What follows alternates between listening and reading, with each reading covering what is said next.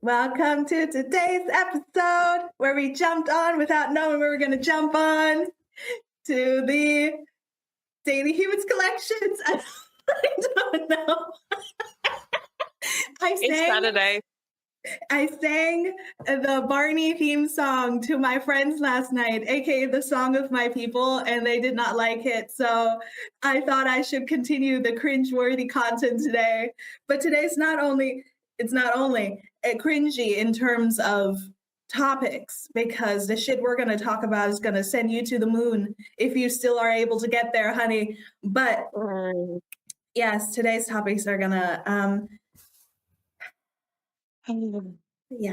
they're going to be great. There's nothing more to say. It's just a big sigh at this point. Once you hear them, you just sit back. This is the exact expression I had when I first saw one of the videos. I just sat here and thought, another day of the human race.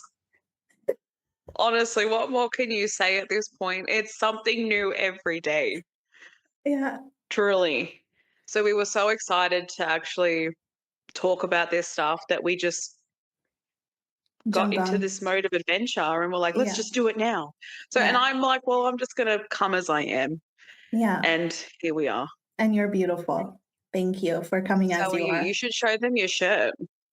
No, that's just for you. They can continue to wonder. That's fair. I will take it. That's just for me. Sorry, guys. You miss out. Bad luck. Maybe the Patreon. I don't know. Maybe at a later point in time, you know. OnlyFans. I'm kidding. Yeah.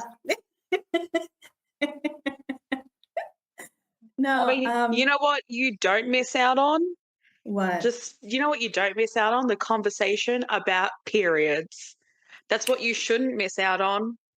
No. Stay educated, stay aware, stay alert.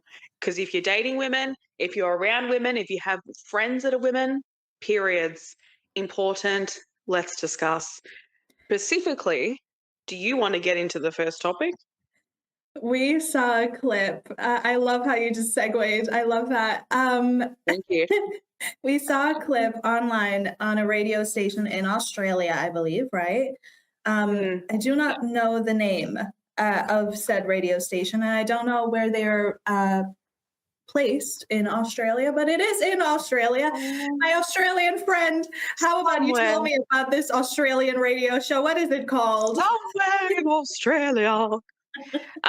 It's Kerry and Tommy Radio, is what they're called. Okay. Essentially. And they were talking about periods on live radio, and this lady called up and basically said, in a short context, you shouldn't be talking about periods. My children are in the car. And essentially in this video, she was saying that it's, to her, it's a sexualized thing that shouldn't be mentioned to young children. And they were having a conversation about it. Her ideas on it, and the fact that she has spoken about puberty to her children, but she doesn't talk about periods, and that it's just too, like I said, sexual to mention. So we wanted to talk about that. Yes, she has talked about puberty to her son, but due to her daughter being younger, 8 years old, she has said it is too young, too sexual, and they don't need to know about it until probably at a later point in time when they actually have it. And the conversation, I think, from what I gathered on the radio show is when do you start talking about it with your kids? Preface, again, we do not have children. We've been here before in previous topics where we talk about people with children and people who don't have children and how we interpret things differently. But this is a topic I think that is very interesting because the radio host, she was like, it's not a dirty thing. We need to take the shame out of it. And that is something that definitely hit a nerve with me because as spoken, as I think most people know now, hopefully, in the world, periods happen to people. And it's important that we learn about the human body, how it works, regardless if you get periods or not. And I think the only part that I could kind of relate to when it comes to the caller, where she's like, it's sexual, is because it's tied to the idea of reproduction, right? You get your Mm, period, it's there, puberty hits. And I think in a lot of context in the past, a lot of people have said or think that if you're, I can't even say it honestly, but if you are menstruating, that that is a sign of you being a woman now. And I think that's very much tied into pedophilia. I think it's tied into shaming yes. women for their bodies. There's a lot of countries where periods are still taboo. They cannot be talked about. It's seen as something secretive and disturbing and something that should be kept to yourself and quote unquote dirty. And that, like I said, growing up, I'm a millennial. That was something that I definitely, it was never spoken about, but definitely got the whiff of in terms of you don't talk about when you get your period. You don't talk about it to your friends. You don't talk about it. It definitely, you got to make sure that nobody notices it in school or anything like Yes. that because you're weird. And God forbid if you need a pad, God forbid if you're starting it in the middle of class, what do you do? Where do you go? And just there's so much tied into the experience of being a person who gets periods. And I don't know. I think it's sad because it's a natural part of the body. Obviously, there are health concerns that make it stop and things like that. But when we come to when we talk about puberty, when we talk about menstruation, when we talk about periods, that's a normal thing. It shouldn't be like, ew, like no, that's a normal part of the human body. It's blood. Get over it. I open the floor for Mm, Ashley. Welcome to the yes. studio. I am not trying to rob a bank, by the way. It's freezing and heaters are expensive. Okay. Yeah. Just to put that out there. If someone comments it, well, hire me for a movie because I would be a great robber. She's about to rob a bank after this recording. She's like, I've had enough. After this, it's done about. I'm tired of the banks. It's nighttime here, so I'm kidding. It's not Yes. happening. It's not happening. Firstly, I want Allegedly. to rebuke on the idea that we don't have children because having dogs, my dogs wake me up at 3 in the morning, 4 in the morning, 2 in the morning, 6. So, and I rebuke, and they need feeding. They're constantly like crying at me. So I think I do have children at this point. The only difference is they don't go to school or anything. But anyway, just wanted to make that point. I want to preference that I have no intention to shame this woman, especially because so many of us have grown up in the idea that periods should be taboo and should not be mentioned. Mm. And I participated in that in my own way, where I was never comfortable to admit when I was on my period, and it just, it's so crappy because then when you would be experiencing certain symptoms, you wouldn't know that it's linked to PMS or PMDD because essentially it's too taboo to have these conversations. So this stigma made it difficult for women to get diagnosed, for one, and secondly, to even have that conversation with a doctor, a GP, or even other people to connect on, oh, you have this symptom. Well, that's one of the symptoms of endo. There was no conversation. So everyone was kind of just keeping it on a low level and then moving through life. And then when they experience certain things, certain symptoms, no. So I can't imagine in past generations, every time I hear a piece of history of what it was like being a woman back then and the fact that they're just studying women's health now, I can't fathom how difficult it would have been, especially with the idea that women need to be so productive in the maintaining of children and a house and Mm. themselves in a certain way too. I do not think that there would have been an open space to have the conversation on how they're feeling even? And if so, would their partners have been in a position to actually listen to something like that? Because it's so taboo, you're not allowed to talk about it because it's gross, right? It just, oh You're my gosh. hysterical. You're hysterical. And there were so Yes, many things back in the day that would land you in a mental facility if you voiced them or vocalized them as a hysteria woman. being Yeah. one of them. Yeah. That's in, like, when people say that the past is the past, no, we're still regurgitating this shit to this day and age. And but the other thing too is that you have people like this lady who loop themselves through the idea of something, but they do not know that they can question it. A lot of people continue the lineage of ideas and belief systems and they don't question it. They don't think that there is a reason to question it or that there's anything beyond that. And Mm. she said it in the video. She said, "This is how I was raised," right? And it does take a certain amount of awareness to question, oh, well, this is how I was raised, but I don't need to continue to follow in the idea of what I was taught, in the belief systems that were internalized from their belief systems, just changing it up, sort of thing. Mm. And it really did sound that she came from this, not from this, what's the word? Defensive.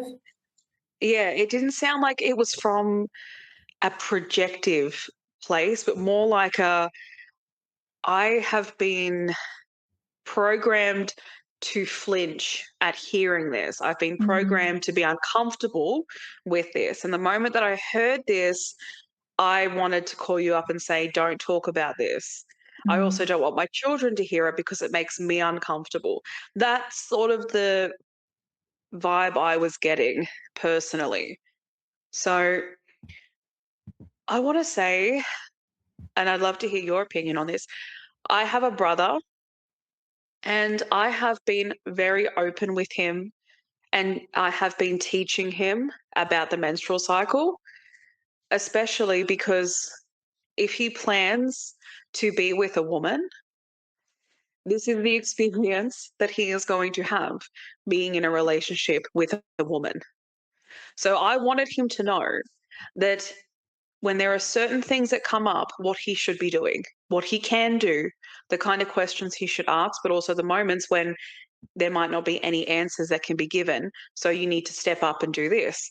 You know, educating him on something that he is going to have in his life, especially if he wants children and he has a daughter, he now has, it's not just her that he's relying on to give this information to their children, it's him as well. And he can meet his daughter at the same level of awareness and advocacy. Let me say that again, advocacy, in the same way that I've advocated for what I go through, my mother went through, my nan, all the other women in my family Mm. who did not have a voice in the experience of their menstrual cycle. So I educate him, and some people have been like that's your brother. And why does your mind automatically go to some disgusting level of sexualization to You're the say, you took perfect my brother? person. You're the perfect person to teach him that because you're his sister. There's not the Really? awkwardness of parents, right? Because sometimes it's awkward to Yeah, talk about these things with your parents. It's like, okay, mom, chill. they make it But awkward. you're, but you're closer than a friend and better than a parent. And so, who better to learn from than you? Who else would he learn this from? I don't know. Maybe if he was attending, I don't even know if they talk about this in schools or not. I think they No, do. They might. I can't remember. no. I don't fully know.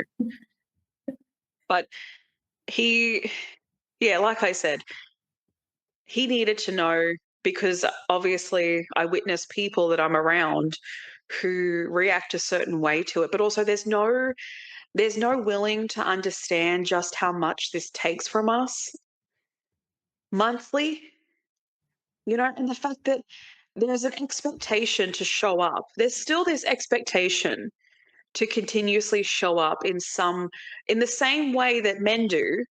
But it's like that's not how this works, mate. We cannot show up in the same way men do for a lot of women. It is absolutely a ball kicker. Like, it knocks you out. It can knock you out for some people, it knocks them out for a month, even to recovery process after that, especially with endometriosis. That takes time to recover. So the expectation to meet the same energy that we have when we're not in our luteal phase, when we're not during our period, the same energy that we can give in our follicular phase. Just keep it in. Keep it in. It's perfect. I love it. I'm saying it wrong.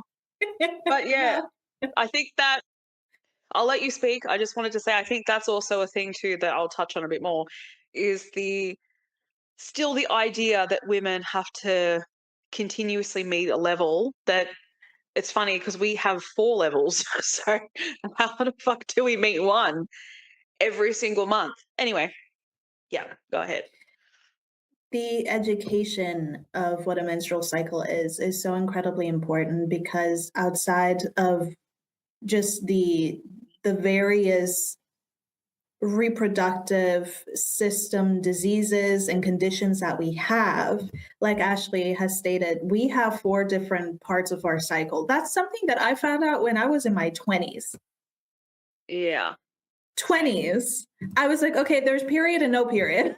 like an on and off switch. Yes. Yeah, and there's nothing else to it. Right. But there's actually 4 phases to it. And the way you eat, the way you feel, the symptoms that come up in your body, the way that you're able to engage in the outside world, all of these things are intricately connected to wherever you're falling at within these stages.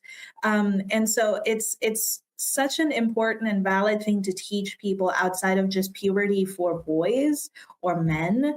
You have to also teach the aspect of people who have a reproductive system. Like, it's just, you cannot just teach one without teaching the other. They're both the same. And, yes, you know, I think about the people in this world, the women in this world that do not have the education, that live in countries or in cities or in places or in family environments even, where it is seen as a sinful thing, a negative thing, an unnatural thing. oh my God. Because I think there's so many people who want to hang on. This ties in perfectly with the conversation on virginity as well, which I'm not going to get into, but purity culture. I want to talk about that. Purity culture has, I don't know where it's at right now, but I know when I was growing up, that was rampant. And how many times can you remember that in a romantic drama, it was a weird, awkward, and cringy thing for a man to buy a pad for his girlfriend? Like, how many times do you remember? Like, I'm glad that I see. Yeah, we can totally reenact it. He's standing there and he's like,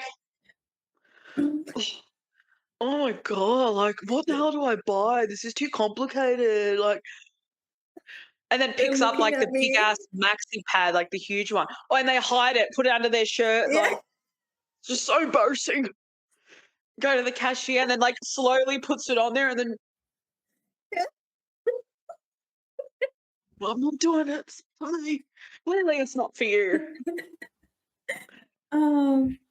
Yeah, like, and it was deemed as a green flag for a man to be able to go into the store and be able to buy pads for a person that he loves, simply because they needed them. And listen, yeah, they were called feminine products, now they're called hygiene products, which I think is good. You should take the gender out of that as well. But I think in general, they are tools that are necessary so we don't bleed out on the street. Okay. Like, I don't think there's a difference with buying diapers for babies, pads for people, and I don't know, incontinence stuff for people who are older. There doesn't need to be the stigma where oh my God, people are going to see me. You can buy it online now. That's the forte, right? So you don't even have to do this in the store anymore. But I can't, I just, when I look back at how things used to be when I was growing up, when I was a teenager, it's actually insane to like think about it now. Of like, wow, yeah, that was like a really big thing. Like I remember one movie in particular, was it it's Scarlet, what, Scarlet, the A? It's something with A. Anyway, there was a scene where Easy A. Yeah, easy A. Easy A, thank you. There was a scene, I believe, in that movie where the guy had to go buy a pad because the girl got her period during high school, and he had to go and he had to buy it. And she had called him and told him exactly what type of pad she needs with the wings. And then the women were standing behind him in line. I realize this is fictional, but please stick with me. Standing in line, she's like, "Yeah, I bought the one with the wings," and he wasn't feeling awkward about it. And the women were like, "Oh my God. Oh, that guy's bad." She's like, "Oh my God." Like, this is hilarious to me in a way, but also Level sad is low. because it shows where we're at in society. And I've seen it Mm. I've seen it a lot better now. I see a lot more TikToks. I see a lot more videos of guys doing this for their kids, for, their partners and things like that. But like Ashley said, there's no harm in teaching people. There's no harm in teaching your siblings, your partner, your children. I understand that there may be some sensitivity in wanting to hold on to their childhood and wanting to keep them innocent and all these things. But like, what is the harm in teaching somebody about the human body? Because the thing is, when I was in school here in Germany, this was not a thing that was like taboo. I will say we talked about sex before we talked about periods, which I do think is weird, because I feel like you should probably teach about the human body before you teach about that. But, to each their own. But we learned this shit in first Mhm. and second grade. So it's just like, the earlier you have these conversations within your family, within the people that you know, not only are you able to get them help if necessary, if they have symptoms that fall outside of the lines of normal or seriously heavy periods that are concerning. There's so much stuff that goes into that. But the better off you are in knowing about not just your own body, but also if you're somebody who doesn't menstruate, somebody else's body, and you're able to have, I feel like, an open mind about the human experience, but also, Yeah. when to step in and get help, because there's no taboo thing. There's no mythological like wall there that's like, we don't talk about these things. These are We don't talk women about this issues. anymore. These are, you gotta hide it away, put it away. It's impure, girl. Like, I just like none of that needs to be necessary. And the earlier you have these conversations, the more normal it's going to be for kids. And you're not Yeah. going to be stuck into the childhood that we had, where you're in middle school or whatnot, and you have like, ew, that's gross. Like, it's so stupid. Or like even college and adult men nowadays that are looking at it weird. Like, it's not weird. It's part of the human body. And if you're not comfortable with Date blood, that's women. okay. I get that. A lot of people who menstruate aren't either, but we don't get a choice. So it's Mm. just like, it's a natural thing that happens. There doesn't need to be any more added to that. It happens. There are phases of it in a cycle. Adhere to it, teach yourself about it. It really is a beautiful thing to learn about. You can start to work with your hormones. There's so much that it opens you up to. Yes. That's all. Yes. It gives you a lot of awareness on your experience, your body, to track what's coming up during certain cycles. Like when I started to learn more about my cycle, now I can see the patterns of when certain thoughts or when my mood shifts, I check the app. Okay, luteal phase. That binge is here. Great. And it's just knowing that, okay, there's distinction between, especially when you have mental health conditions, I think it's important to track something like this, because when you reach certain lows, especially if you have PMDD, when you hit certain lows, there's a distinction between hitting a low with depression and hitting a low with that. And it's hard too, because there are women who have lost their lives to suicide while going through PMDD. So it's really important for women to be aware of this and for people to stop sexualizing it like they do with women's bodies in general. And I think that's where this also comes from, as well as a pedophilia idea that continues to wrap itself around our society, is trying to act as if a woman's body is a child's body. Mm. And even so, children can get like a child can get a period at 8 years old. There are some women who have gotten their period at 8 years old. So it's just the idea of it being mixed in with sex. I don't agree. Have distinction between, because there is distinction there. This is something we go through every month. Sex is something that you could go for your whole life without if you wanted to. You can't do that with your period, Yeah. right? So it's not to shame anyone, but it is to ask the question of, why do I feel uncomfortable having this discussion? Is this stopping me from having important discussions, things that you're concerned about? And also just why in general. There's no point. It's part of our lives. It will be a part of our lives. It'll be part of women's lives for the next centuries to come. Like, it's here. It's here. So treating it as if it's some, if you say it, you got to give an amen afterwards, period. And then you've got to, do a full prayer and cleanse yourself. Period. Yeah. Oh my God. Incense. Ward away the period demons. Honestly, there's unfortunately, and we will get into it another time, because I definitely want to talk about the whole obsession with virginity. That has always rubbed me the wrong way. And I'm not going to get into it. I want to, but I'm not. But this also ties into that in a lot of ways too, because the treatment of, like you were talking about, a woman getting her period was seen as very dirty and very sinful. And I just sit back and I'm like, were we bored? Were human beings bored that every single thing that came up that was an abnormality was treated as if it was, throw the water at it?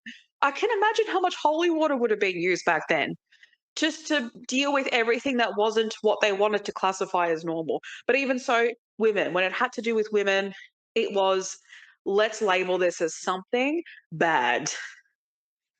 Because honestly, the leaders that we are, I don't think that was very wanted. So throwing us in asylums for hysteria.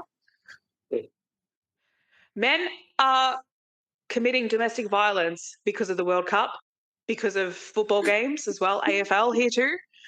And we get thrown into asylums for hysteria. That makes perfect sense. Yeah, I love how you threw that in there too. I was like, this is my last piece. Just, I was seeing this stuff today online. I'm sitting back going, of course, you have so many people that have called, and I've heard this growing up, emotional, and I still hear it to this day. There's someone that still says this to this day that I unfortunately know. Emotional, you're so emotional. And it's like, bruh, team losing, you can have passion for your team, but if you have no control over your response to their loss, let's get a mirror. Boys being boys. The big ones. That's just boys being boys, honey. That's all that is. That's just the infantilization of grown-ass men. That's all that is. The women. They cause it. The team lost because the women were at the game and their emotion was affecting the team. So the team that lost was because of the women. And you know what? This actually segues perfectly into the next conversation, which is religious cults. Don't we love them all? Don't we love them all? Period.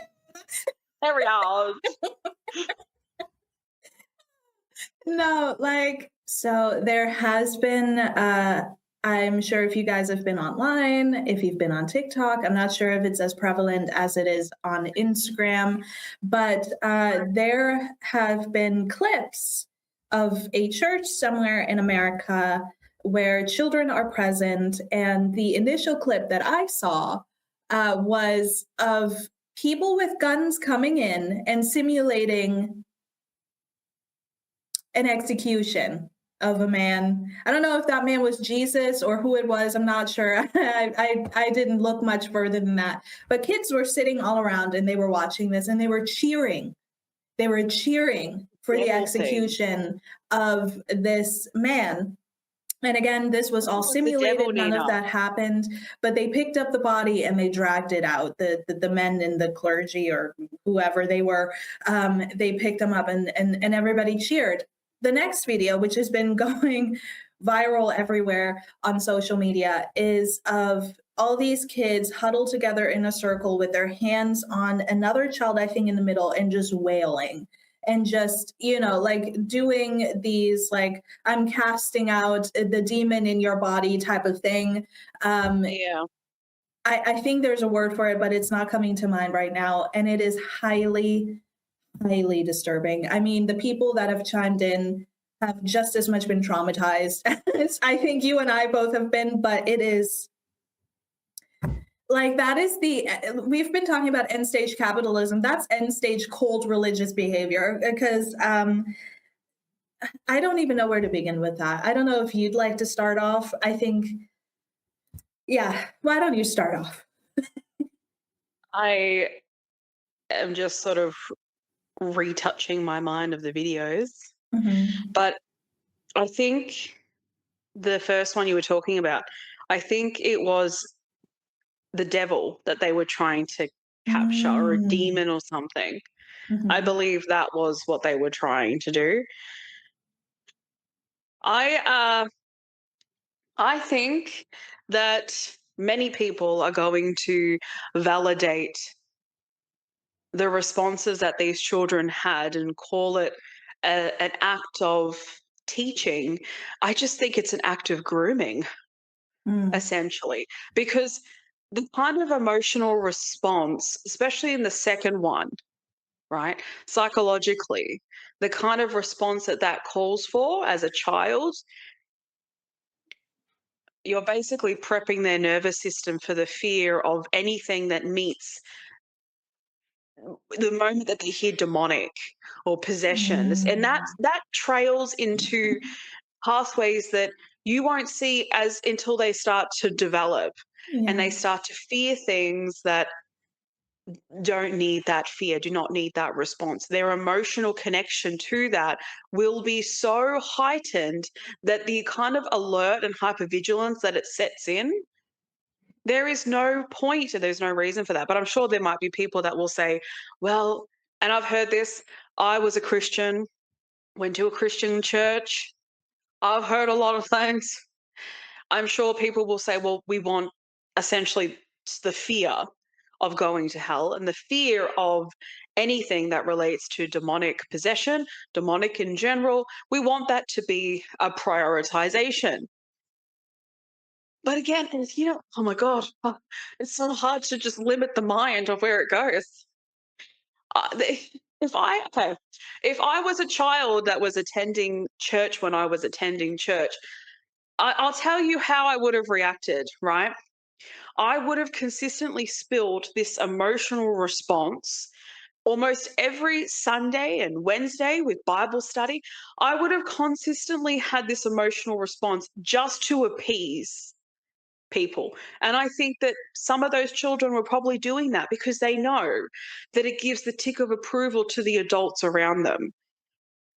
And I get people might want to believe otherwise. But as children, the one of the programmings that we're taught is to consistently people please our parents. Not Mhm. every child, obviously, but when it comes to stuff like this, you can see the tendencies to want to consistently meet the same level that the parents are at.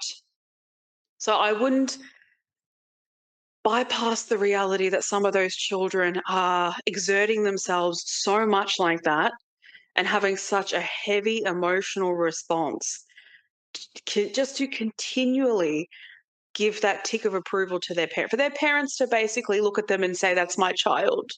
And what's the word? Appraise them and honor what they're doing. It's just not looking at the effects from it, for one.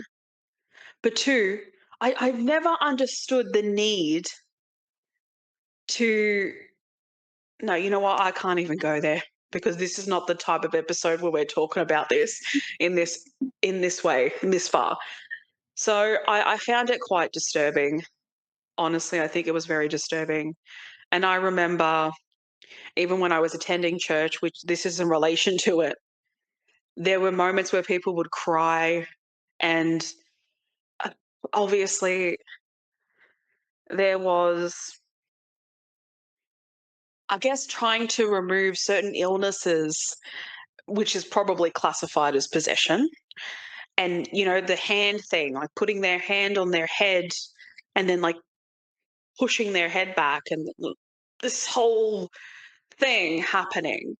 And back then, I thought to myself, this feels like a bit of a performance, for one, but also, two, some people were so drained afterwards, and the consistent existence of that and what that's asking for, you have no idea the psychological effect that it takes on you as a person. And people will say, well, I'm doing this for Jesus. The children are doing it for Jesus. My gosh, as I said, especially for children, what this develops as they're growing, because children are sponges. As this develops, what it sets into their system, their nervous system especially, is something that will take them having to heal from. There were people in the comment section talking about the trauma that this gave them and the fact that they've been healing from the consistent reality of that for years. It's taken them a long time to get their nervous system to some form of regulation and not constantly on some vigilance of having to respond in this way, or even the fact that some emotionally numb themselves too. There are countless of stories in the comment section as to what stuff like this does. But, you know, for some people, this conversation is just going to fly over their head because it's more important to appease certain things that people believe need that more than the experience an individual child is going to have in their life because of this grooming. Yeah. It is a sin to use God's name in vain. That is a thing in the Christian mentality. And it's interesting because, I mean, we've had episodes about religious trauma and things like that. And using God's name in vain is not saying, oh my God. It's by adhering whatever has been in the Bible, whatever was originally written in a abusive, manipulative, and extortionary way. That is what it means to use it out of the original name and how it was intended. I will not go into the origins of Christianity and the several different branches that have existed throughout millennia. That is an educational system that, you know, I feel like should have been in the schools. Maybe it is in higher education fields. I'm not sure. I would invoke anybody to learn about history and learn about how religion has kind of prevailed itself throughout it and how it's affected society and people and how it's been taught and adhered to in the past and in the present moment. But the thing that I will say is this: there are different branches within religion. And I don't know much about this place where this video stems from, but it it reminds me very much of some stuff that I've seen in the past when I was younger, where these very I can't call it religious, and well, it is religious, but I can't call it a church. For me, it's a cult. And yes, there are cults with churches for cults and things like that, but it's when it gets to that point, it's no longer, oh, I'm a Christian, you're in a cult. And like Ashley said, it'll take years, if at all, for these children to get better. And for me, while you were talking, Ash, I was getting a little bit emotional because I was like, I've had to step back from social media a little bit, and I will continue to do so. But it's been incredibly difficult, I think, to see how much cruelty and how much dysfunction we instill upon each other on a consistent basis. And this is nothing new. We've had many discussions about this. I get that. But to take children and to indoctrinate them into this kind of a system instead of letting them choose what they believe, first of all, but taking away their choice, indoctrinating them into an institution that preys on devotion, let alone we don't know what these people are doing to these kids. I'm not alleging anything. I'm just saying it's prevalent within these systems and within these social constructs and cults and such that there is some kind of abuse of power happening there. It's not uncommon. It happens everywhere all the time. That having been said, if your main priority when you have a child, again, I am not a parent, but I think this is a human thing. If your priority is getting your kids to rather follow an indoctrination of what to believe rather than let them grow into a person, choose who they are, and help guide their way instead of indoctrinating them and forcing them into something to believe. I think to each their own. And again, I know that there are spectrums to everything. There are people like, I'm Christian, I don't do this shit. I get it. But I don't know. To me, as somebody who is healed and is, I think for the most part, I'm fine with religion. But to me, Yeah. this is such mind control. This is such mental, emotional, relational manipulation because now those kids are going to only get along with the kids that are a part of this. They're not going to get along much with the outside world. They're not going to get along much with the school culture with, oh, but that's the point, like the culture, the human culture is evil. It's so riddled with demonic presence. And it's just like you're making an enemy out of something that doesn't need that type of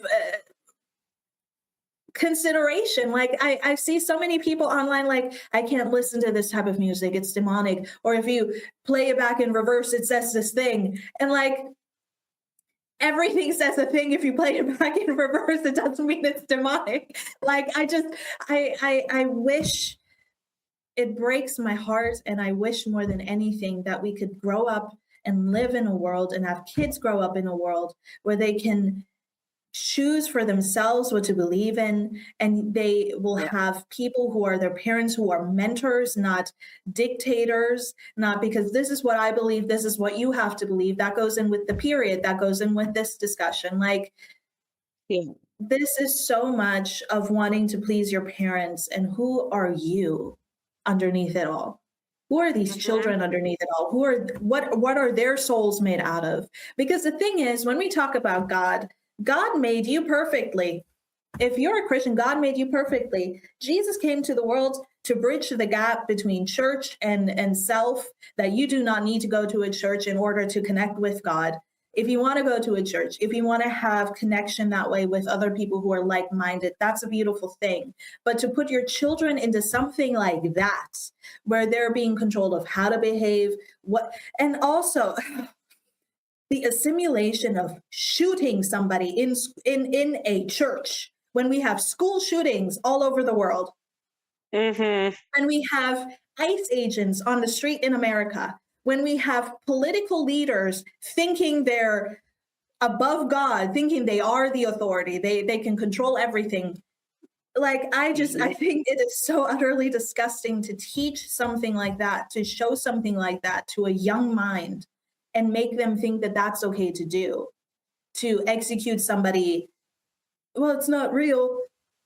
That doesn't make a difference to a child's mind. And the thing is, none of them were scared.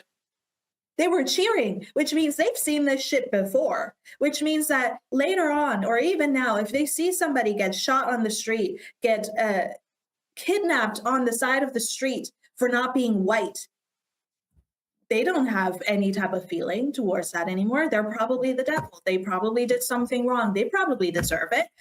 The leaders that be, they know better than me, and I'm a humble servant. Mm-hmm. You're teaching children to not have heart, to not care, to not be emotionally connected to something as horrific as murder. You're talking about not exposing children to certain songs, to certain movies, to certain TV shows, but then you bring them to a school where somebody gets eradicated in that way with guns, machine guns, by the way. People dressed in black head to toe. That to me looks more like military dictatorship than it does to me a God thing. So, but I know right now with where America is at, because this is taking place in America, those lines are getting thinner. So, you do Yeah. you, but to walk around and say that that's God is disgusting and despicable to me. So yeah. Drag queens reading books is somehow Yeah. the big problem. Yeah, that's the agenda. Yeah. You're desensitizing children to human violence, essentially. And with the way that, from my point of view, living in Australia, it seems that guns and the idea of guns, especially seeing that video, for them, it was correlating it with defeating demonic Mhm. ideas. And I thought, okay, so if a child, you can't control how an individual internalizes information. I need to make that very clear. Oh, yeah. You also can't control what manifests from an idea.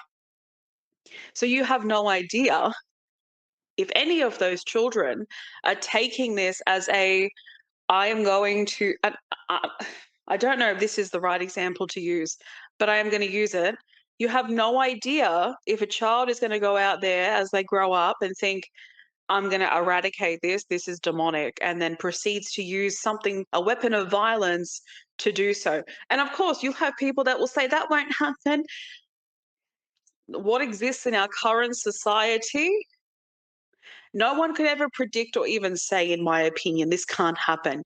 You can't predict that. But if you're setting the tone, if you're setting the programming up, the foundation up for these children, you have no control where that goes. No matter how many times you try to indoctrinate someone, you're not them. You're not their system. You're not their mindset. You have no idea how it's been internalized by that individual. So, really, you're just setting up a foundation that's potentially going to be unsafe for a lot of people in the future. Hopefully not. But seeing something like that, if I was a child, I'd be absolutely terrified. Yeah. Truly terrified. And I mean, as a kid, my child self was pretty damn smart. There were people that I felt generally uncomfortable to be around because of their behavior. Adults, mind you, children can be very switched on. They might be young, but children can be very knowledgeable in certain behaviors of people as well as certain environments as well. It's just adults just choose not to listen because they know better in every way, shape, and form. So if I was in that situation as a kid, 100% that would have been a big no-no. And I would have felt the fear of witnessing something like that. 'Cause how do you promote that kind of violence, really? It's just despicable. It's absolutely despicable and very culty, honestly. And I will say this as my last talking point, adding this in. There was a pastor, sounds like I'm saying the pastor, like pastor sauce. There was a new video that's popped up of a pastor. It really feels like I'm saying pastor. Pasta. Pastor. Isn't it pastor? Pastor. Do I say Yeah. it in the American way? Pastor. Pastor. There you go. I just had to put the Texan accent with that. Pastor. It's the only way I can do it. that stood up on stage at his church, quote unquote, his church, and apparently was making statements that he'd written down because essentially the church had hired a sex offender, and this sex offender volunteered at this church, and apparently one of the, I don't know if it's one or many of the attendees' children was assaulted. And a lady, I don't know if you saw it, a No. lady came through and she was crying because her child had been assaulted. And everyone was sort of telling him, you guys are ignoring this. You're not treating this in the way that you should be. And he just kept talking over them as they were standing in that congregation, speaking up and saying, why wasn't the processing of all your volunteers in place in the first place? It's all these questions, and he just kept talking and following his script. And Wow.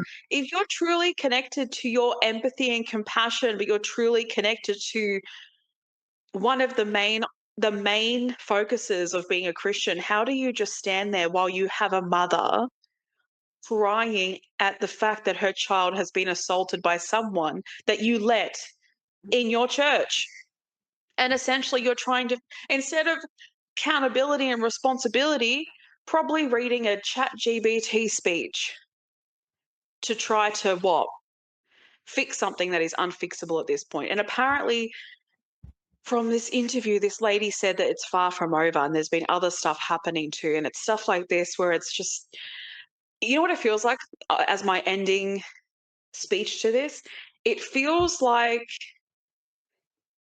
people are using their own needs and desires and then creating a congregation out of that and just projecting that instead of actually what it's meant to be for. It's just purely for the self. I've had that feeling for so long that people create communities and they start up churches just for their own personal internal dictatorship, as well as their own personal beliefs and everything. And it stays within themselves and everyone else has to follow suit. I'm not saying it's everywhere, but from all the videos I've been seeing lately, not even just church, communities as well, you get the vibe that people are there for themselves and they want everyone else to also adhere to what they think and feel. So that's all I'll say. I'm going to just trigger everybody. None of you are Christian. You're just a bunch of egomaniacs that want to have control. You're right. I'll follow you. Like, it just... Don't follow me, follow yourself. Like, I'll follow you with that. So if they get triggered and they want to come at you, they're coming at me too, because I agree. It's just... I can't even have a discussion on this because, like, I've learned about this shit. I see how people administer it. I see what they're saying, and it's not what it is. You are not Christian. You may pray, you may go to church, but that doesn't make you Christian. And I'm going to throw in another one. Mayor Mamdani in New York is more of a Christian being Muslim than you will ever be. That's it. Yes, that was a good end point. He's actually there serving his community. What are you doing for your community? Active listener 101, and I'm not even living in New York. Yeah, I want to go to New York. I want to live there just because he's the man. Do you know? Honestly, yes. If I were to go anywhere, that's where I'd go because it feels safe. It's the only place that feels safe. And to do that in New York City is crazy to me, right? But like, I think it was during one of those big basketball games or whatnot. I'm sorry, I'm not into basketball. You guys can let me know in the comments if you know which one it was. He was actually, I think it was Rikers Island, with the prisoners watching the game together there. And that's... When was the last time any representative in power spent time with prisoners or people who are less fortunate or people who turn down a pay rise? Yeah. So that's all. That's all. I just triggered everybody. I just said a minute of silence waiting for your answer. No one here either. Not to my knowledge. Don't worry, our politicians are very alike, especially certain parties. Yeah, but same here. There's so much stuff we could talk about. That's why we had to make this episode ASAP. We were losing our minds. And talking about people in power that love to ruin it for everybody. Are Mm, you a gamer? Are you a movie lover? Are you a TV show watcher? If you are, and in fact, yes. maybe even music, let's throw music in there too. If you enjoy any kind of media, then you've probably heard the recent, well, it's not been so recent, but this very much pushed of you will own nothing and you will love it. They're taking away PlayStation games. PS6 will be made without discs. There's so much with the PS5 bullshit going Yeah. around online right now. It's hard for me to even know where we're at this current day and time because it's been like 3 days since the last time I checked in on that. But the long and short of it, PlayStation is no longer wanting to support discs for gamers, thus wanting everything to be digital, which a lot of people are pushing for, not just in the gaming industry. And again, taking away the right to own the things you spend your money on. We see it with streaming. We see it with why don't you talk about Disney, my friend? Why don't you talk about the Disney aspect of it with the DVDs and such? If you know, if Yes. you want to. I have the information right here, TV host. Thank you. So Disney is essentially phasing out DVDs and Blu-ray releases in several global markets, including Australia and New Zealand. Hmm. It's shifting its focus to streaming and digital platforms. Essentially, they want you to sign up to Disney Plus and no longer buy the DVDs. Okay? And I'm probably Disney streaming will go up to like $50 a month at this point because I'm thinking that's where they're going to get to, including Netflix. Dude, I can't.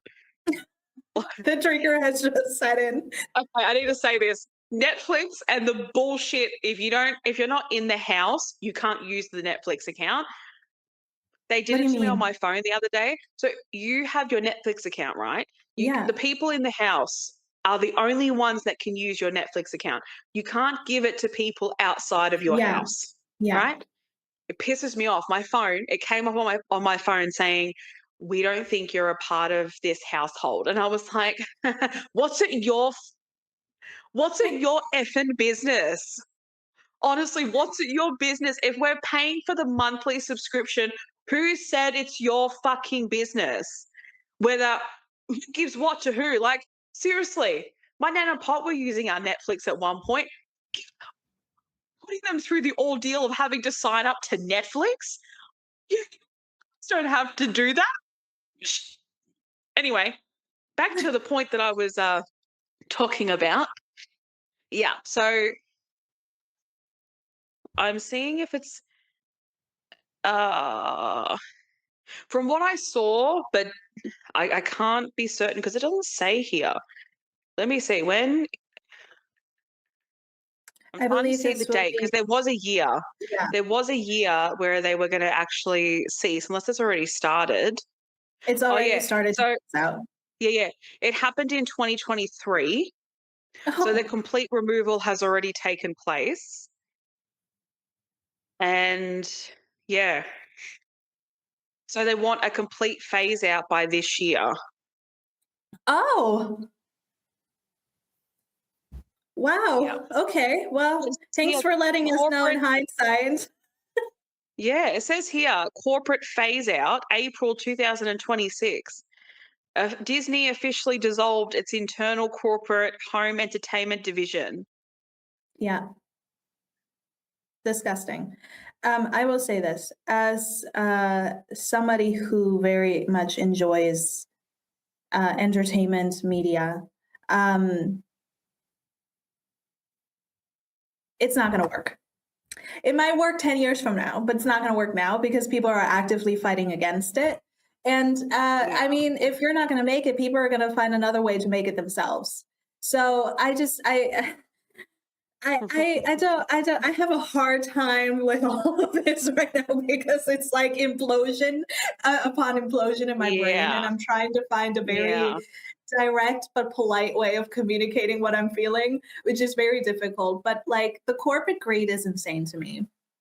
Why would you not, as a business, and this is something I don't understand, this is a conversation I've had with many people, especially here in Germany, because people don't optimize their businesses as much as they could in a better way. Why, if you know that there is a market, would you not adhere to that market? Unless, and this is what I'm thinking might happen, if they're going to phase out these digital copies, they might just start doing limited releases later on and then making it super expensive for you to get anything. Oh, dude, If you 100%. have Marvel or like these very big IPs, right, that Disney now owns, it's insane. And this as well with PlayStation. Like my question is to when it comes to the gaming aspect in PlayStation and Xbox as well, they are making their next like device, whatever it's called, Discless. To the companies that make video games. How are you guys feeling about that? Because that's revenue that you're not making anymore. The physical releases of your games, the remastered versions of your games. It's just like I wonder what y'all feel like with the companies right now. And speaking of companies, because we're talking about me, I'm just gonna throw that in. A24. My heart is broken. I one of my favorite production companies, and maybe there are people out there who are going to listen to this and it's like, why would you think that way? Everybody is just got to end up being decrepit and like manipulative and A24 has been one of my favorite production companies for as long as I can remember. Recently came out that they signed a deal with Google to kind of push forward to the AI movement. Then on top of that, Backrooms, very big movie in the theaters right now. Very much a lot of talk about, oh my God, how can such a young filmmaker make such a big movie? Ew. Really disgusting how you guys have been treating that in the industry. No, but also 24 is the production company of the Backrooms. And now, by the way, the Backrooms, if you don't know, if you aren't privy to the history, has been kind of an online thing for a very long time. They've made video games, storylines, I'm sure creepy pastas, which are like creepy stories people share online, kind of like folk tales and things like that. There's so much within the public domain when it comes to quote unquote the Backrooms. A24 now having made a movie is like, you know what? You don't get to do that anymore. The rights are ours. You cannot do this without paying us or representing us.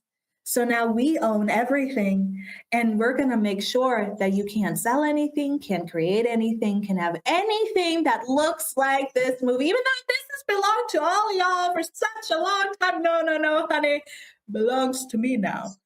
So disgusting behavior. It breaks my heart and soul. I shouldn't be surprised, but I am because I don't know. I'd like to believe that there are still good people in the world, and there are good people in the world. I know they're out there, but it's just the corporate greed that's going on a planetary scale right now is disgusting to me because what do you mean? You're ruining people's lives on a day-to-day basis, and then the very thing that they see comfort in, you're wanting to take that away too. I don't think that's going to work out in the long run, but humanity has disappointed me time and time again, so I'm sure eventually you will adhere to these rules. But I will say this, I'm gonna keep, if I am the only person that has to do it on the face of planet Earth, I'm keeping physical media alive and you can't stop me.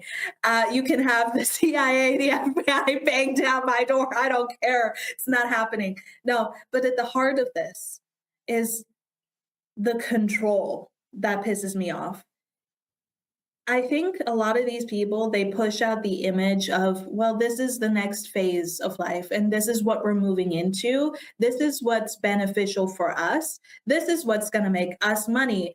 And society will just have to adjust. I'm sorry. Companies are there to serve the people. The government is there to serve the people. The people are not there to serve the companies. The people are not there to serve the government. And even if so, it's a mutual thing. It's kind of like when people always say, well, why didn't you call me? It's been forever. The phone works both ways, honey. And I'm just like, it's disgusting to me that these corporations, as well with like this buyout that's happening in Hollywood right now with Paramount Studios, all this stuff, like it's just the wanting to corrupt your mind. If I control the media, if I control the music, if I control the news, if I control the politics, if I control what you believe in with your religion, if I control every single aspect of your life, then you will not have a choice but be the type of person that I want you to be, because I'm influencing you in all the ways you can possibly be influenced. And I hate that. I think it's disgusting. I think it's inhumane. I think people who I honestly, I don't understand how people like that exist on planet Earth. How do you walk around? Did you come from the bottom of the sea? Did you crawl out from the trenches? Like, what species are you? Because you clearly aren't getting along with the rest of humanity. Are you from Mars? Yeah. Must be. That's why y'all want to constantly fly there. Go back to Mars.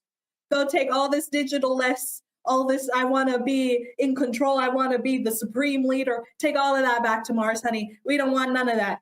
So I will stop here, let you talk, but I think it's disgusting to want to take away the very last thing the average person can barely afford, by the way, a game, but the very last thing that if somebody saves up for it. Also, to take that away from them. And also, children, again, will now not have a culture knowing what it's like to own what you buy.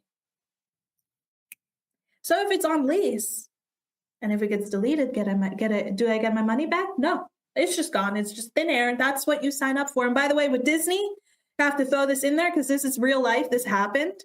A guy that signed up for Disney Plus went to Disneyland or Disney World with his wife.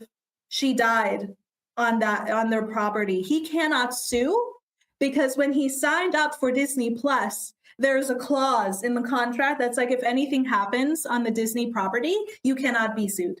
We cannot be sued. So, welcome to the world.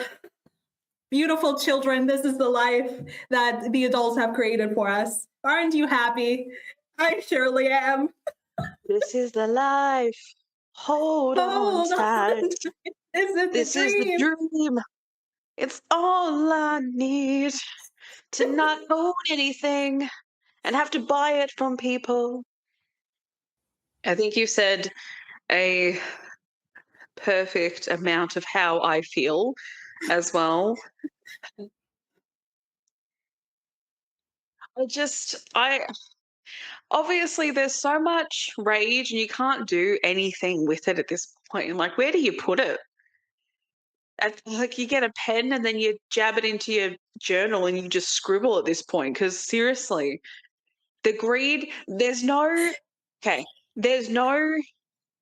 limit in place for how far people can go for their own greed. And that's what pisses me off the most. It's why they're saying tax the rich. But even so, a limitation, I think, should be implemented, because greed is going, I'm not actually, no, let me change it. Greed will potentially kill creativity.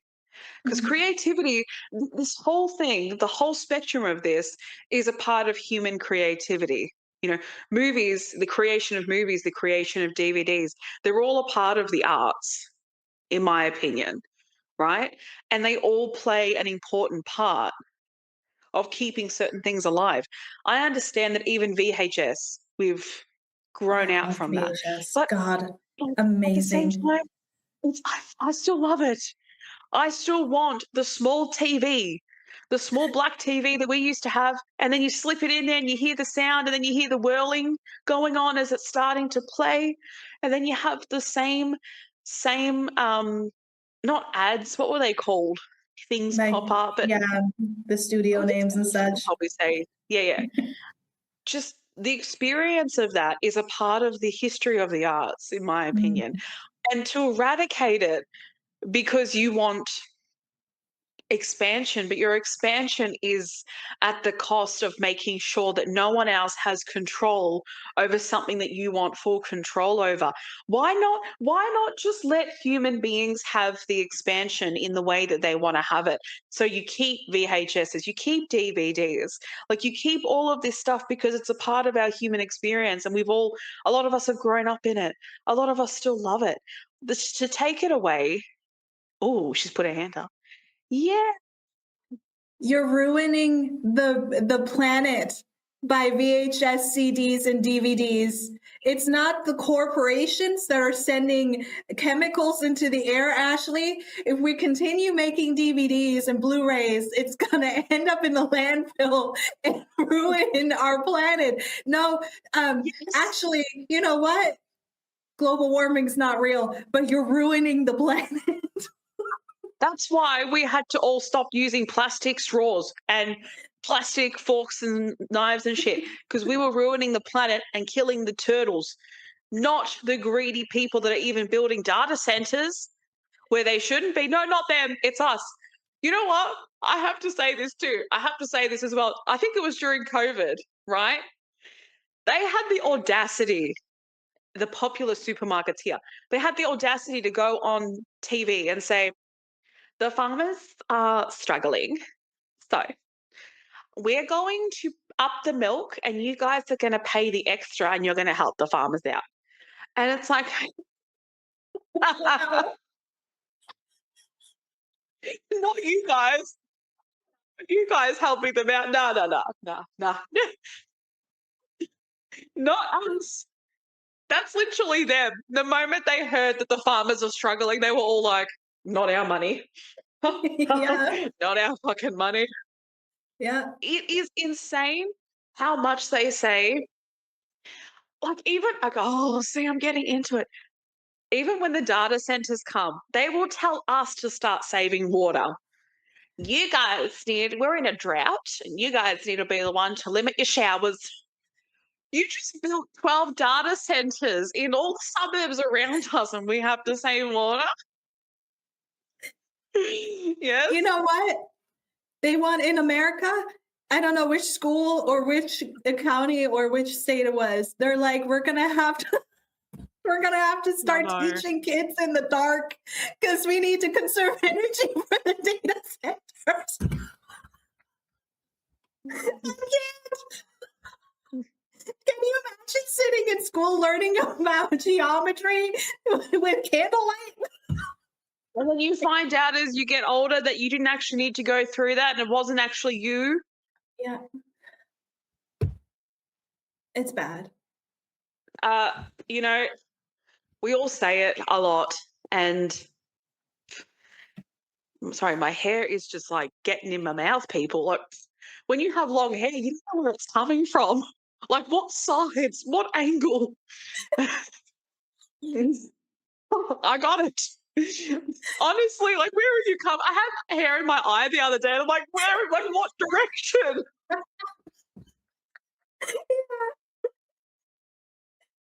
Oh God.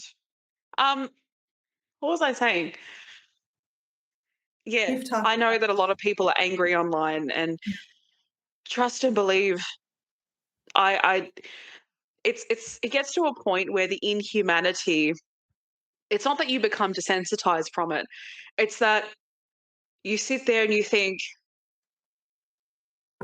we can't enforce someone to change their own self needs to keep building, but you're building off the backs of communities and essentially taking every resource that you can for your own self and the people that you care about potentially.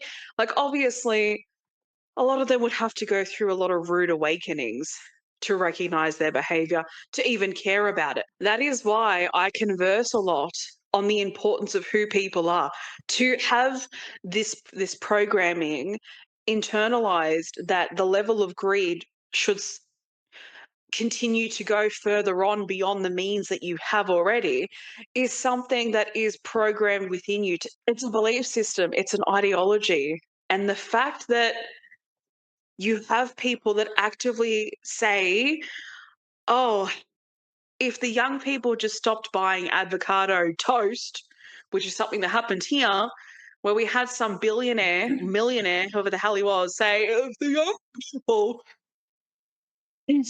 people just stopped buying avocado toast, they would be able to afford a home. Ha, ha, ha, ha. And we're looking at him like, wow.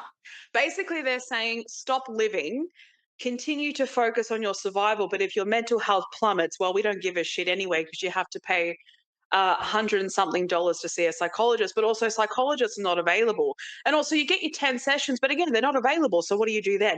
So we want you to live in survival for the rest of your life, constantly meeting our needs of our companies and keeping that alive so we can keep our envision for life alive and continue our greed so our yacht can still work. And if there's a hole in the yacht, we can fix the yacht or buy another one. Fuck that one. That one goes in the bin. We want another yacht. Just keep expanding our cars as well because the new innovative cars are coming out. Electric, new cars, millions of them in our garage. Everything to do with taking everything that they can and basically saying, oh, society will forget about it anyway. Human beings are going to forget. They'll just continue to mold themselves into wherever life goes. So if we tell you to prep for this and to say this is a part of life, you need to accept it as a part of life. You don't get to make that decision, in my opinion. Who the hell are you? Even if you were some god, I still wouldn't listen to you. Because this human experience is being experienced individually. We're all individuals. We have our own experiences. Why the hell would I run my life on your belief system on it? Greed doesn't care about the living, essentially. It doesn't care about the movement of our planet. It doesn't care about working with people. There is no room in a mind of greed to care about your feelings, to care about whatever we say, to care about community. Because if someone did care about community, like Mandami, if I've said his name right, yes? Yes. Okay. He didn't take a pay rise. And then he made the statement saying, no one, when I go, like, no one knocking on people's doors, no one is saying, I'm upset that the mayor is not being paid enough or something like that. Yeah. Like no one's having a complaint about that. It was something on the lines of that. And it's just the point of realization that if you're only working for yourself, that's how communities crumble. And greed will be the thing that continues to crumble environments and communities. We have animals that are suffering because of a human mindset. And then when that person leaves this planet, they've left the destruction of their own behavior. And then we have them who continue to implement survival structures that have people thinking that they need to be like that too. So then they make choices on the backs of other human beings to try to build themselves up to reach that same pedestal, no matter the cost. Because that's business, right? That's Wall Street. No matter who it hurts, no matter who you fuck over, as long as you get to the point where you're fine, you've survived and you continue to. It doesn't matter what happens to everyone else. Doesn't matter. Well, money can't fix a shitty human being. Not even therapy can, in a lot of ways. I want to read this to you all. This is real. This is a real article. Amazon founder Jeff Bezos says human water consumption is limiting AI's potential. Quote, but Bezos argued that we have to look at the macro picture of our planet's future. Biological limits are real, but digital potential is infinite. If we starve our data infrastructure of cooling resources just to sustain baseline human comfort, we are actively delaying the birth of a superintelligence that could solve all our resource problems in the first place. Sometimes you have to prioritize the intelligence that will save us over the comfort of human beings. Summing himself as well. If that does not tell you where we're at in society, I don't know what will. But Realistically, though, I yeah. want to add this on quickly. Realistically, because I'm not going to install this sort of doom and gloom with this, because I Mm, see the amount of people that are aware, and that's the point, is to have awareness of the behavior that is not right, to make sure that you do not meet the same level. That's where it starts. So yeah. even if you find yourselves in hardship, it's not turning to the same inhumane factors that billionaires have, because I'm telling you, you would have had to commit a lot of inhumane shit to be a billionaire, in my opinion. There's no way that you can be a billionaire without stepping on the backs of other people. So a lot of people are aware, a lot of people are speaking up, and I'm pretty hopeful that human beings will continue to recognize and awaken to the reality. And I mean, a lot of billionaires, I think there's an age bracket as well. Let me quickly Google that. So it says here the average age of a billionaire globally is approximately 65 to 67 years old, with nearly three-quarters of the world's billionaires falling between the ages of 50 and 79. Only about 12% of billionaires are under the age of 50. Yeah. I was gonna say something rude. I'm gonna keep it to myself. I want to know about it after, if you want to tell me. Yes. I don't know if we want to throw in the most disturbing one of all at the end here, especially after Ashley's. We must not lose hope. We must keep the faith. We do, and I Put a think tattoo on me. maybe that's why we need to talk about this, because I want as many people as possible to know. There, Yeah. the next subject.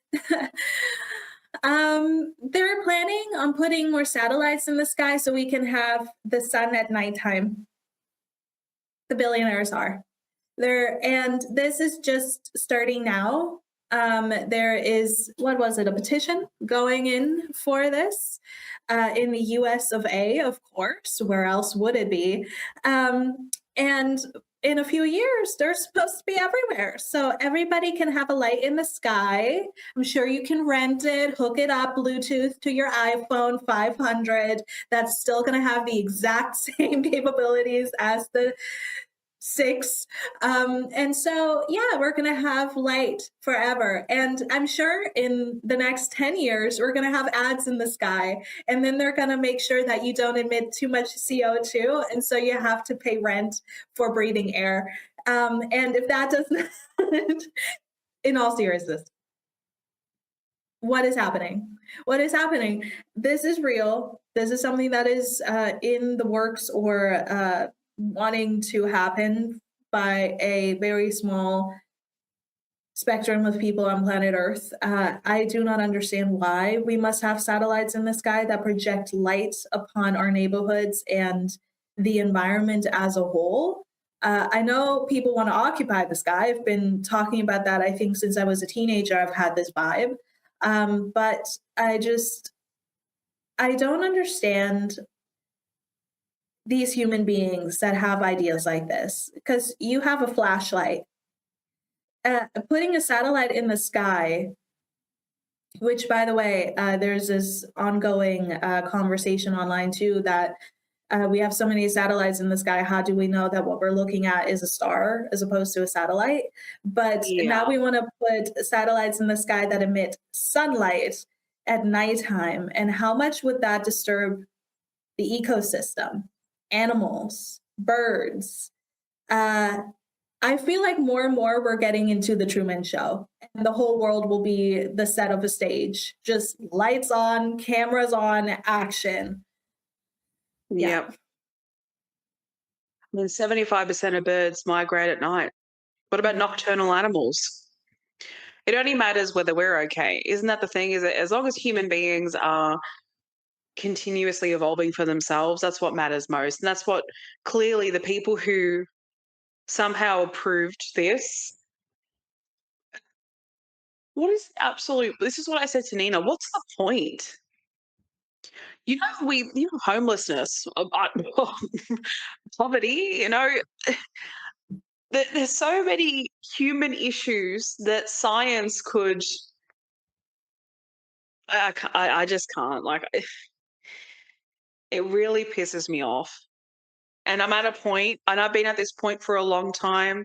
They do not want humans to be on an equal level with each other, because the hierarchy, the lower class, middle class, the class bullshit, all of that, it gives something to people who gain something from it, who have consistently gained something from it.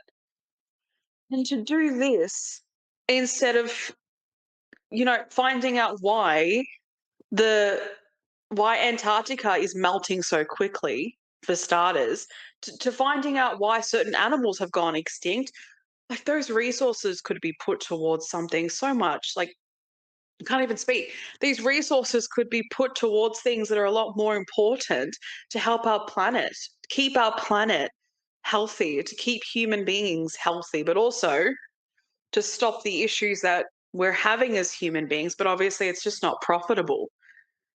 War is profitable. All the shit that exists, everything that's happening in the Congo, it's all profitable.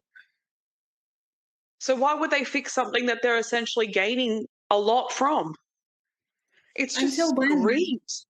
Until when? Because if you have no more planet to suck dry and people to offend and ridicule and suppress and oppress, what do you have left as your billionaire club, as your 1% or whatnot? What do you have left? You're still on the same planet. Are you just speed running the end of human existence? Is that what it is? You just want to figure it out how to make existence speed up in terms of all the worst things that could possibly happen. How may I contribute to that? Like, I just don't understand it. We drink the same water, we walk the same land mass that we call earth. Like, I don't get it. We breathe air, we need trees for that, we need bees for pollen, we need water, we need all these things, and yet there are places in the world that don't consider that a human right to drink water, to have food, to have a roof over your head. In fact, you know what? Let's criminalize it so that we own everything. They have to pay us for everything. And then when they don't Yep. adhere to our rules, we still make money because they're in jail. And if We're that gonna doesn't pay work, for then we just water. take them out. Because they're just wasting breath. Like, human comfortability needs to be pushed so that the AI can reach its full potential. Where's AI going to come from when the sky is collapsing in on itself, when satellites come crashing down on Earth, which, by the way, is already happening? There's a lot of space debris now because of SpaceX and all these companies that decided to shoot their ideas out to space just to, I don't know, be popular or whatnot, get attention. I just, like, where is that going to come from when the system as we know it collapses in on itself? Because there will be no Wi-Fi, there will be nothing to gain anything from, information from. What happens when human creativity dies due to greed? Because where's AI going to get their information from? Well, it costs less money to make movies through AIs, and then we'll have AI actors and we'll have AI directors, and that way we don't have to pay anybody. But who's going to watch the thing? Who's going to watch the thing? Where are you going to get your money from? From who? I don't understand that mindset because it's so fatalistic, and I don't get it. I think it's stupid. I think people who run this course and think that this is real and think that this is pliable and viable in life to pursue are stupid. You have no foresight into the future outside of yourself. In fact, you don't even have future for yourself in mind because you think you're above it. You think it's an ecosystem instead of an ecosystem. That's what it is. Yeah. To Mars. If they fuck up this planet, there's other planets they can move to and take that over. So in the movies where they've depicted that aliens are going to come and take over Earth and all these things wanted to destroy Earth, I think it was human beings all along, really. I think we're the destroyers, like in Fantastic Four, the big dude that wants to eat planets. That's human beings at this point. It's not some Yeah. big giant dude. It's your next door neighbor, or it's, you Ooh. know, your CEO. And I want to say this because I did see this video. That's what I was looking up as well, because I wanted to get my cards in order for it.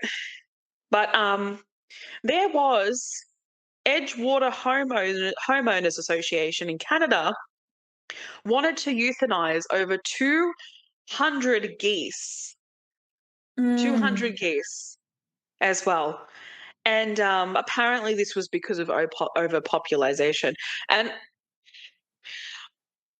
why am I mentioning this is because this brings me back to the whole idea of control, the whole idea of greed, and the whole idea that somehow we deserve a bigger space than everything else that exists on Earth. I think that's my main point with all this, including with data centers and how big they are and the land they're taking over. We have data centers being built here too, and it doesn't care about wildlife. It doesn't care about the birds that live in the trees.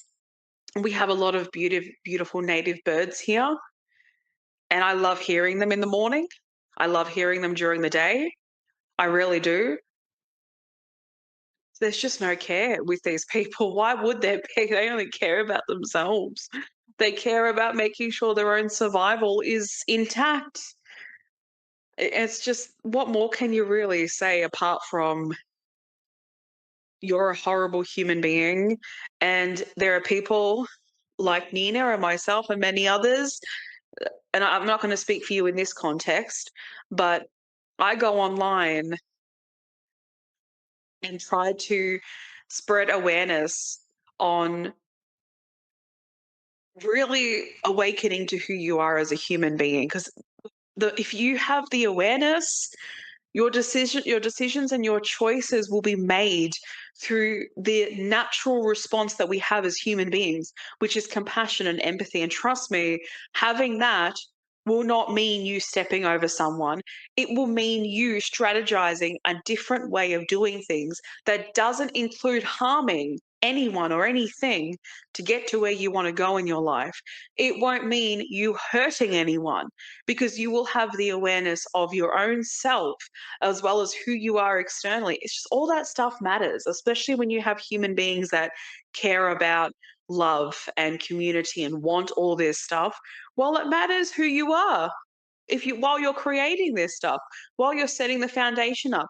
And billionaires and their ideas of the world, what kind of setting do you think they've set up with each other? What kind of human being that has greed intact in their own mind would be able to relate to other human beings?